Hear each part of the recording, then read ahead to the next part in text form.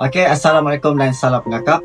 Saya dari Sekretariat Pengakap Kelana Negeri Pahang turut berduka cita dan mengucapkan salam takziah kepada seluruh mangsa banjir kita yang berada di Asia Tenggara, terutamanya sekali di Sumatera, Indonesia, Selatan Thai dan juga Filipina.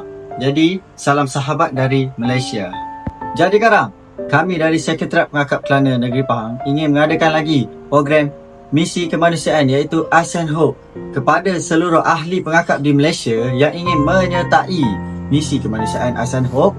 Korang boleh komen di ruangan bawah dan juga korang boleh jadi salah seorang anggota dari misi kemanusiaan iaitu ASEAN Hope yang dianjurkan Kelana Pahang. Jadi korang jangan lupa komen dan jomlah kita ke misi kemanusiaan iaitu ASEAN Hope, dan jumpa korang di ASEAN Hope akan datang. Salam kakak.